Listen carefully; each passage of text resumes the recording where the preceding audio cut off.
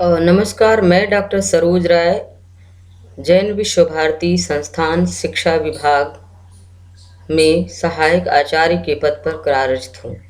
आज हम आपसे चर्चा करेंगे दर्शन का संप्रत्यय क्या होता है, जिसमें दर्शन का अर्थ, परिभाषा, दर्शन के कार्य, दर्शन के स्रोत क्या-क्या हैं, दर्शन की कौन-कौन सी शाखाएं हैं। दर्शन का प्रारंभ मानसिक अशांति अथवा असंतोष की भावना से मानते हैं, क्योंकि जब व्यक्ति अपने वर्तमान से असंतुष्ट होता है, असंतुष्ट होकर श्रेष्ठता की खोज करना चाहता है, यही खोज उसकी दार्शनिक गवेषणा कहलाती है। व्यक्ति जिस वातावरण में रहता है उसे वह जानने का प्रयत्न करता है। व्यक्ति के मन में वातावरण को जानने की स्वाभाविक प्रवृत्ति होती है, क्योंकि व्यक्ति के सामने जो गतिशील जगत होता है उसके मन में यह जिज्ञासा रहती है कि वह इस गतिशील जगत का पता कैसे लगाएं। प्राचीन काल में सत्य तथा यथार्थ के अन्वेषण को जीवन का लक्ष्य माना जाता था।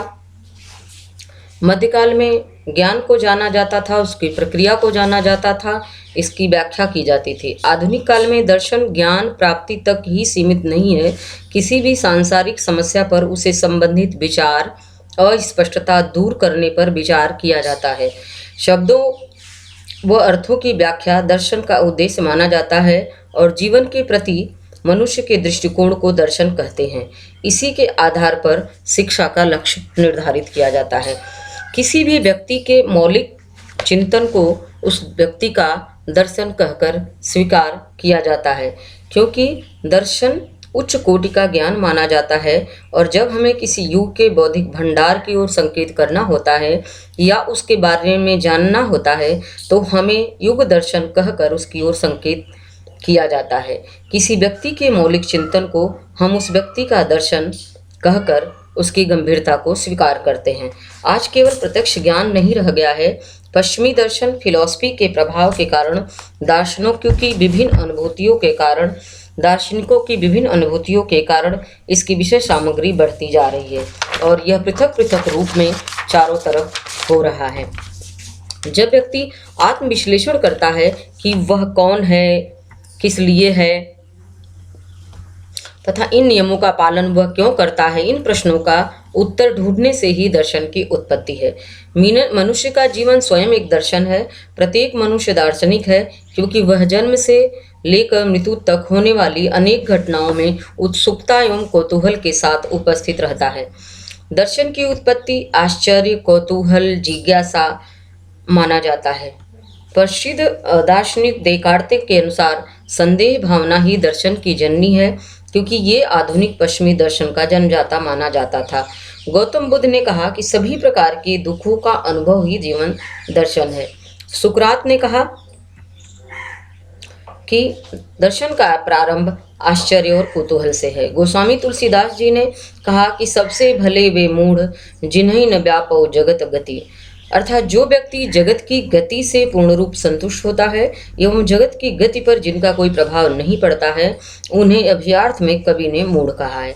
कुछ लोग अपने मन में जिज्ञासा उत्पन्न करते हैं कि यह जगत कहाँ से चला आ रहा है, इसकी उत्पत्ति कैसी हुई, तथा वह स्वयं के विषय में भी जानना चाहते हैं।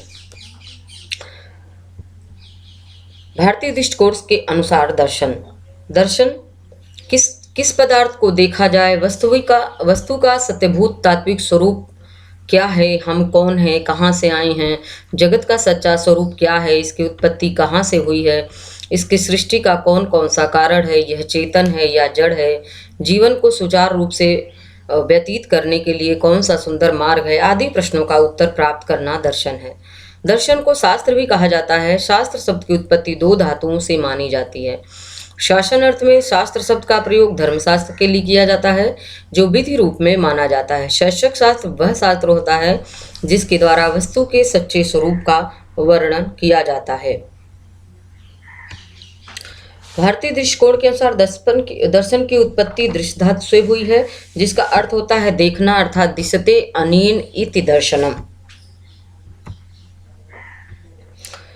सत्य के बारे में खोज करना ही दर्शन है, अर्थात हम किस दृष्टिकोण से संसार को देखते हैं, अर्थात जो देखा जाए अर्थात जो सत्य है वही दर्शन है।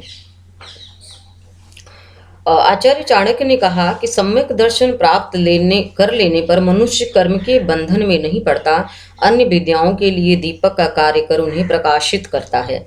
सभी धर्मों का आश्रय स्थल आन्वेक्षिकी विद्या है। पेराक्लीज ने अपने देश के निवासियों को विद्या अनुरागी बनाने के लिए सर्वप्रथम दर्शन का प्रयोग किया था। सुकरात ने स्वयं को सोफिस्ट विचारकों से पृथक करने के लिए स्वयं को फिलोसफर कहा था। कि उन्होंने कहा कि जो व्यक्ति जीव, जगत, ईश्वर, धार्मिक तत्वों की छानबीन करने में लगे रहते हैं उन्हें फिलोसफर कहा जाता है। जॉन डीवी ने कहा कि जब हम कभी दर्शन की गंभीरता को समझते हैं तथा सदैव धारण करने का प्रयास करते हैं, इसका अर्थ होता है कि हम विद्वता या ज्ञान प्राप्त करने का प्रयास करते हैं। दर्शन का विशिष्ट अर्थ। विशिष्ट तथा अधिक प्रत्यक्ष रूप में दर्शन का अर्थ अमूर्त चिंतन करने के उस प्रयास से माना जाता है जिसके द्वारा आत्मा, ईश्वर, प्रकृति, संपूर्ण जीवन का रहस्य उद्घाटित होता है। अर्थात किसी विषय का चिंतन मनन करना तथा सत्य के वास्तविक स्वरूप को समझना ही दर्शन का विशिष्ट अर्थ होता है। इसके लिए वह आत्मविश्लेषण करता है, वह कौन है, किस लिए है, कहाँ है, इन नियमों का पालन वो क्यों कर रहा है तथा सारे नियमों का पालन क्यों किया जाता है। दर्शन शब्द अंग्रेजी के फिलॉसफी शब्द का हिंदी रूपांतरण है। अंग्रेजी शब्द फिलॉसफी ग्रीक भाषा के दो शब्दों से मिलकर बना है, फिलॉस प्लस सोफिया, जिसका अर्थ होता है प्रेम तथा विद्या या ज्ञान। विद्या या ज्ञान के प्रति प्रेम या अनुराग। इस प्रकार ज्ञान तथा सत्य की खोज करना तथा उसके वास्तविक स्वरूप को समझने की कला को दर्शन कहते हैं। कुछ लोग दर्शन की उत्पत्ति जिज्ञासा या संदेह भावना से मानते हैं तथा उनके अनुसार व्यक्ति के मन में अनेक संदेह उत्पन्न होते हैं। वो उन संदेहों के निवारण के लिए कुछ प्रमाण एकत्र करना चाहता है। इसी प्रकार दर्शन का प्रारंभ माना जाता है। प्लेटो ने अपने पुस्तक रिपब्लिक में लिखा कि ज्ञान को प्राप्त करने तथा नई नई बातों को जानने के लिए रुचि प्रकट करना तथा कभी जो संतुष्ट नहीं होता उसे दार्शनिक कहा जाता है। दर्शन का विशिष्ट अर्थ।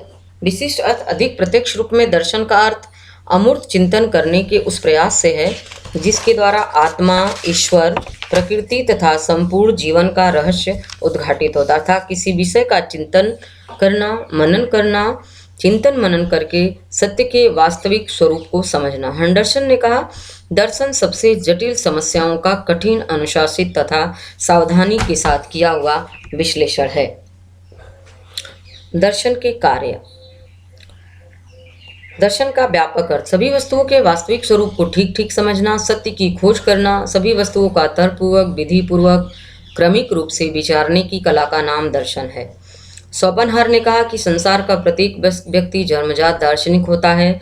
हक्सले ने कहा कि मनुष्य अपने जीवन, दर्शन तथा संसार के विषय में अपनी अपनी धारणाओं के अनुसार जीवन व्यतीत करता है तथा यह बात अधिक से अधिक विचारहीन, विचार शून्य व्यक्तियों के विषय में भी सत्य है, क्योंकि बिना दर्शन के जीवन को व्यतीत करना असंभव है। दर्शन का कार्य।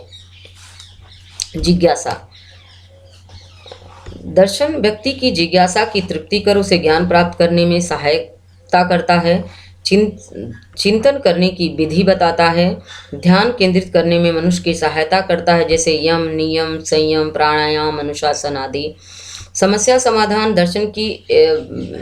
समाधान व्यक्ति की आंतरिक दशा को सुधार करता है तथा उनकी समस्याओं का समाधान भी ढूंढता है। दर्शन के माध्यम से मनुष्य के विचारों की अस्पष्टता दूर होती है, वास्तविक सत्य को खोजने का प्रयास करता है तथा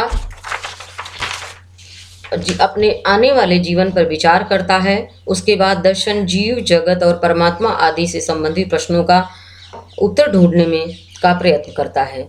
दर्शन जीवन की नवीनतम समस्याओं को ढूंढने का प्रयास करता है। प्रत्येक मनुष्य अपने अनुभव के माध्यम से आत्मा को देखने का प्रयास करता है। मनुस्मृति के अनुसार संपूर्ण दर्शन कर्म से जुड़ा है। दर्शन से विहीन संसार का कोई अस्तित्व नहीं है। दर्शन की विशेषताएं या महत्व। दर्शन का जन्म अनुभव से होता है तथा परिस्थितियों से होता है, वातावरण से होता है, सैद्धांतिक व व्यावहारिक होता है। महात्मा बुद्ध ने कहा, दर्शन का की उत्पत्ति मोक्ष से होती है, क्योंकि मनुष्य अपने मानवीय कष्टों को समाप्त करने के लिए कुछ साधनों की खोज की, अतः उन्होंने मोक्षता मुक्ति के दर्शन का प्रयास किया। दर्शन भौतिकवादी विचारधारा पर विचार करता है।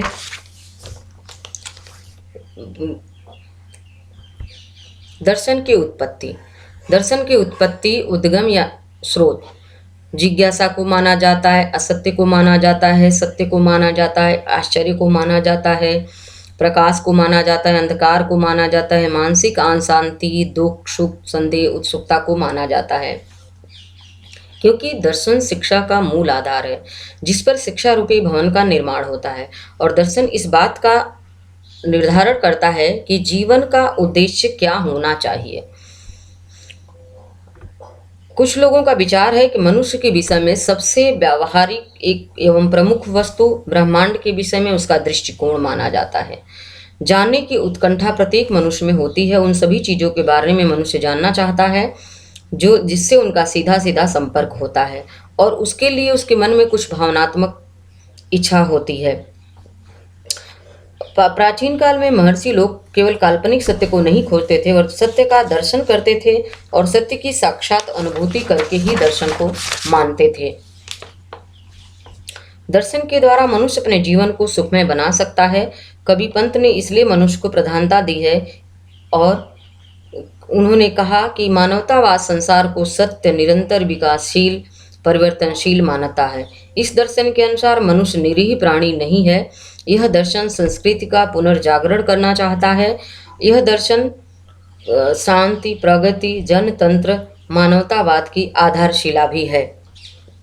पाश्चात्य भारतीय दर्शन पाश्चात्य दर्शन ज्ञान के प्रति अनुराग, ज्ञान की खोज में लगे रहना, उसके परिणामों से कोई संबंध न होना, मंजिल पर ध्यान न देना, वरन सफर के आनंद तक अपने को सीमित रखना, ज्ञान की खोज पर बल देना। लेकिन भारतीय दृष्टिकोण दर्शन अनुभूति का विषय है, अनुभव करने का विषय है, समझने का विषय है, जानने का विषय है।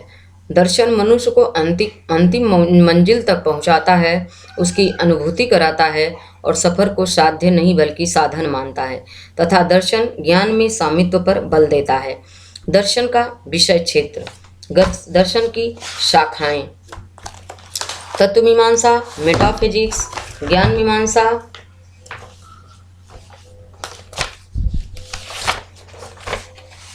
मूल्य मीमांसा।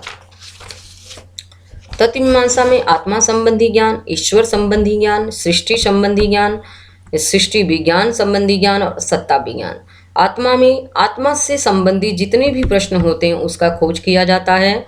ईश्वर संबंधी जितने, ईश्वर का स्वरूप क्या है, ईश्वर प्रत्यक्ष है, ईश्वर अप्रत्यक्ष है, ईश्वर होने का क्या प्रमाण है, सृष्टि संबंधी कौन कौन से तत्व ज्ञान है, सृष्टि विज्ञान क्या है, सत्ता विज्ञान क्या है।